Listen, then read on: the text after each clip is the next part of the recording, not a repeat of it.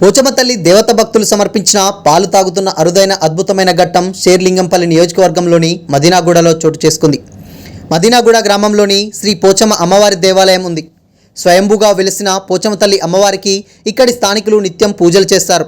అయితే గత 3 రోజులుగా అమ్మవారు భక్తులు సమర్పించిన పాలు తాగుతున్నట్లు ఆలయ పూజారి నవీన్ కుమార్ తెలిపారు. ఇదే విషయం ఆలయ కమిటీ వారికి తెలుపగా శుక్రవారం ఉదయం వారు స్వయంగా అమ్మవారికి చెంచాతో పాలు పట్టించారు. అమ్మవారు పాలను స్వీకరిస్తున్నట్లు గుర్తించి ఆశ్చర్యం వ్యక్తం చేశారు. ఈ విషయం తెలుసుకున్న భక్తులు పోచమ్మ తల్లి దేవాలయానికి బారులు తీరారు. ఉదయం నుండి అమ్మవారికి భక్తులు పాలు సమర్పిస్తూనే ఉన్నారు. ఈ అద్భుత ఘట్టాన్ని చూసేందుకు భక్తులు పెద్ద ఎత్తున తరలివస్తూ పూజలు చేస్తున్నారు.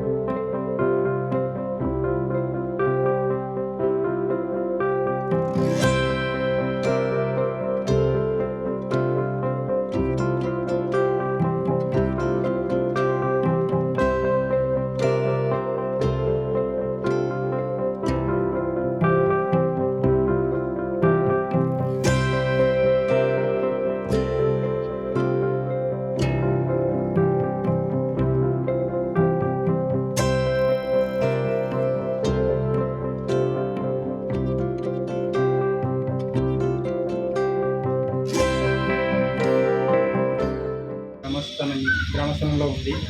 ఇది స్వయంభూ టెంపుల్. ఇది అమ్మవారు వెలిసి కొన్ని వేల సంవత్సరాలు అయ్యింది.